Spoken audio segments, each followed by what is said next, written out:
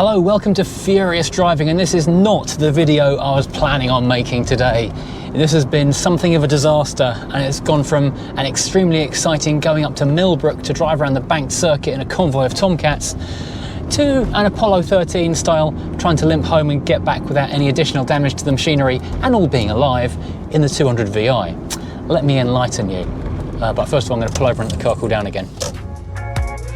Proud to be sponsored by Diamond, the car care products that have been keeping the Furious fleet looking their best for a long time already. To find all you need to keep your car clean and protected, follow the link below to diamondbright.co.uk. Right, first of all, what was I planning doing first thing in the morning? Well, it's the 30th anniversary of a thing called the Tomcat Affair, which is when the Rover coupes were taken by Rover. A small group of renegade A-team engineers took a couple of cars around Millbrook circuit for 24 hours and they set about 30 records. Land speed, acceleration, top speed, all kinds of stuff for the class of car, the engine size and that kind of stuff. And a lot of them have never been broken. The Tomcat still holds all these world speed records. It's actually an amazing thing. And for the 30th anniversary this weekend, they wanted to get 30 Tomcats all driving in high-speed convoy around the bank circuit, which was going to be fantastic, and my plan was to be there in my Tomcat. I checked the car out earlier in the week and it's had that weeping rocker cover gasket for a little while, which has been an issue, but I've run it a couple of times. I drove it home after I put tax on it, and it didn't seem to be too bad. I was keeping an eye on things, running it a couple of test drives, and it all seemed like we were going to be all right. This morning though, I got as far as the petrol station, but it was an earlier start, so the engine was starting from far colder than previous. So, quick recap. This was me in the petrol station first thing this morning. So right now I should be on the way up the A1 M1 towards Millbrook to the Tomcat Affair, celebration of 30 years since the Rover Tomcat Turbo did an amazing selection of speed records. Unfortunately, I thought my weeping, what I thought was a weeping rocker cover gasket at my first fuel stop has erupted in a gush of smoke, and it turns out I think I've got a weeping head gasket, not a weeping, well, I've got both actually, head gasket and rocker gasket. So I am not going anywhere. I'll limp this car home now with a face of disappointment.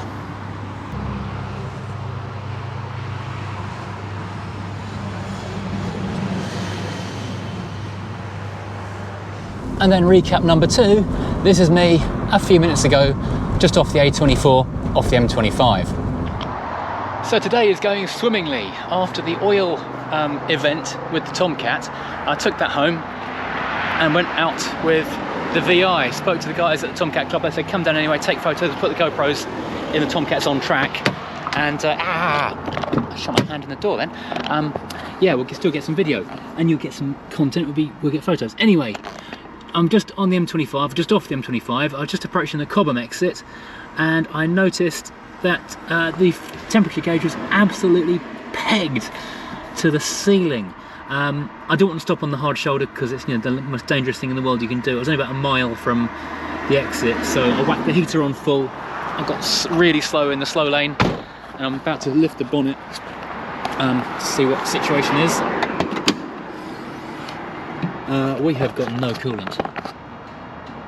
There is absolutely no coolant anywhere. I can't see any reason for that to have gone anywhere. Oh God, there is pressure in there. There is some liquid. So there's liquid in there. But while that's boiling hot, why is the car running in that situation? I'm not going to do that. Has it got an airlock somewhere? Okay.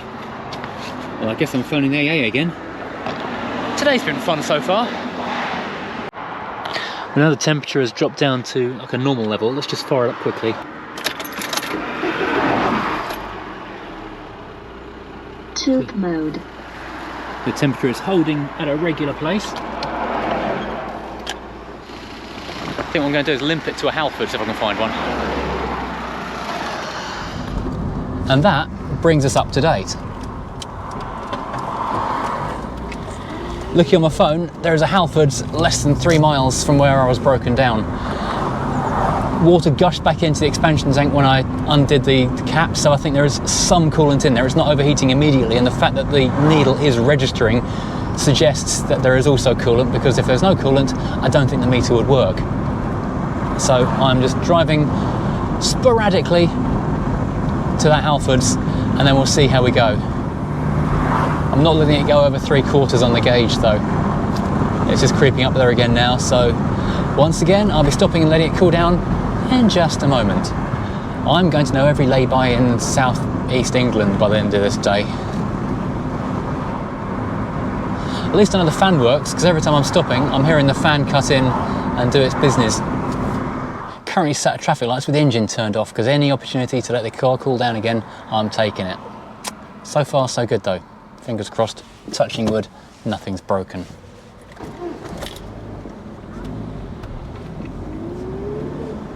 And there's not a Halfords here. This sucks. Massive, whatever, bad stuff. Crap. That's no good. Damn it. Thanks Halfords, your website sucks. There was a Sainsbury's up here, so I'm going to go regroup in the Sainsbury's car park. Oh, massive relief. There is a Halfords. It just took me to the loading bay door at the back for some reason. It's in the Sainsbury's car park. Phew.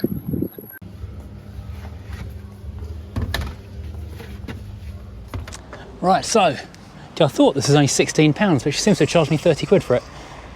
But okay, if it gets us home, it gets us home. Let's see how much this actually guzzles in one go. Charge me on my pouring ability now.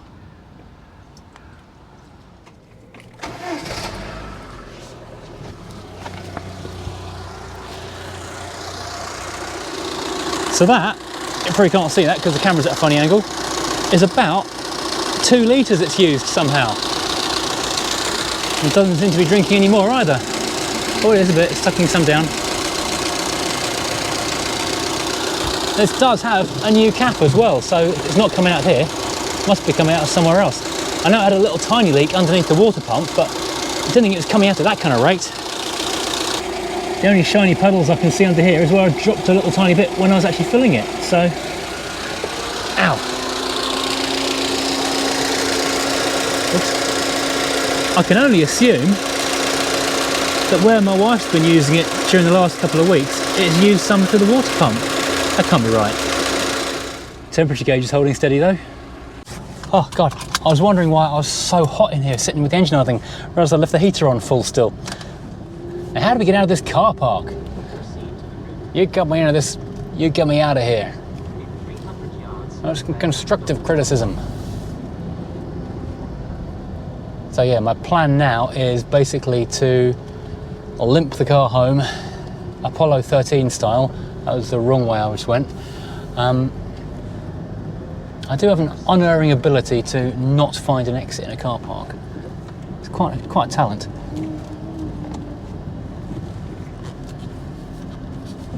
I'll drive a couple of miles and then I shall see AYLE exit. I shall see how the coolant situation is. We've still got about 3 litres of coolant left. Now I know there is a little drip behind the inlet manifold, or below the inlet manifold, but I didn't think it was so bad that it would cause a problem. I've been just driving it and keeping an eye on things. Well, I haven't done any sustained motorway for a while though, so all I can assume is that the high speed running, sort of 70 miles an hour, for a long period, put that leak under pressure. Am I turning here? Well, apparently I am. It doesn't look like somewhere you would be going. And it spat out a lot more water on the motorway than it would normally. That's all I can assume. So I'll be driving gently and keeping an eye on things. Wish me luck.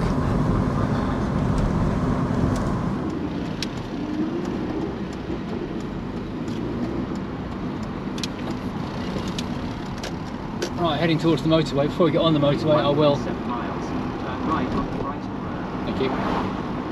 Jump out and have a look, make sure we've not lost any or much coolant. I'm not going to say the name of the road, but I did just drive past a house which had a Volvo 900 estate and a Rover 200 bubble in the drive outside. I was among my people. I should have stopped and asked him for help. Well, it says about 5.5 miles on the odometer, but I didn't zero it until I've done a couple, so it's probably nearer 8 miles that I've done so far. I'm about to get on the motorway, so have a quick check of the coolant, the fluid.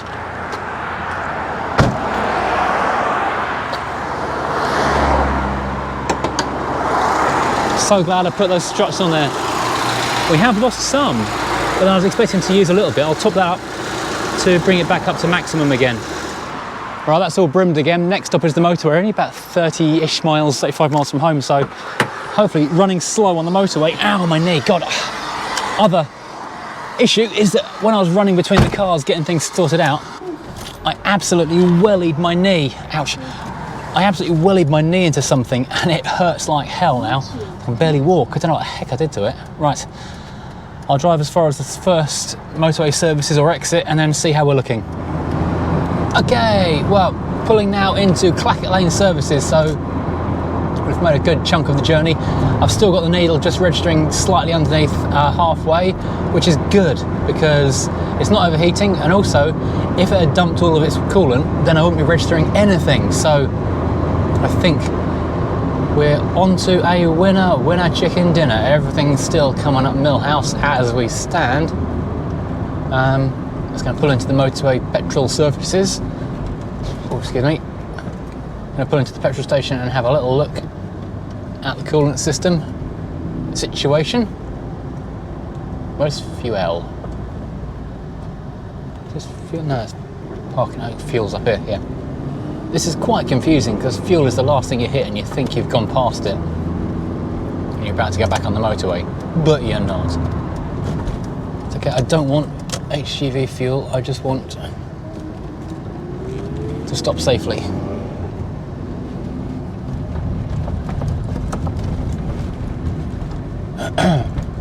Well, that's interesting. I didn't know this stuff lived here. The sights you see. Wow, look at that. It hasn't used a drop. That is really strange. That hasn't even fallen a millimetre since we stopped just before we got on the motorway.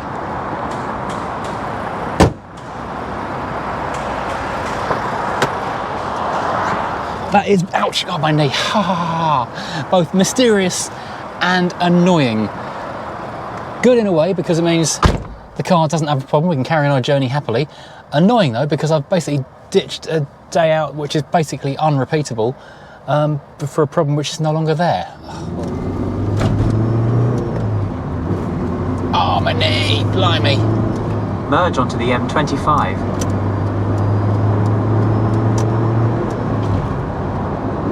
In 3.9 miles, continue onto the M26 towards Dover. Oh, there's a nice surprise, a Rover P495. He's doing good speed actually, he's doing about 60 miles an hour down the motorway.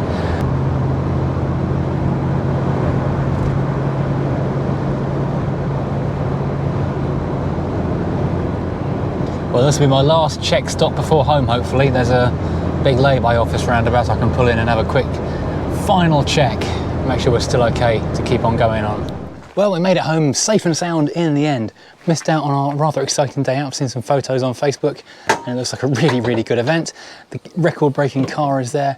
There's 30 more, well, not modern, existing Tomcats, and everyone's going to get a drive around the banking, which I'm never going to get to experience in my Tomcat now.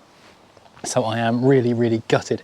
Looking under the bonnet here, the coolant level basically hasn't moved. So I think it's going to be a morning or an afternoon or an entire weekend exploring. Aha, I can see pink.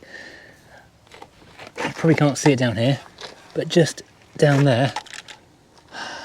So I've just seen this literally as I've lifted the bonnet. I've made my own shadow, I can't see now. I don't know if you can see where I put my finger, but just here, Other side of the dipstick, it is absolutely soaking. And then hopefully that'll be a really simple fix and the car will be proving itself to be reliable again, because this is a good reliable car. It's just been let down by some stupid little fluid leak. Maybe I could have made it all the way to Bedford to Millbrook without any further problems. On the other note, I could have cooked the entire engine for the sake of a Jubilee clip not being tightened up enough or something stupid like that. Oh well, at least it's made it home again safe and sound. Rovers aren't all bad, they just have teething problems now and then. I mean, I wore this yellow Tomcat t-shirt today in honour of what we were doing, but really what I should have worn is my Broken Rovers and Shattered Dreams t-shirt. Never mind.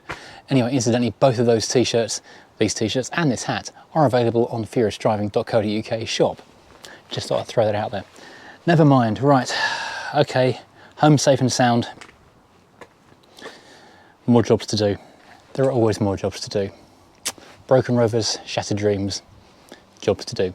Thanks for watching, like, subscribe, you know the business, but do hit that subscribe button, share with your friends, share the joy. There's joy here really, honestly. Take care everybody, and goodbye.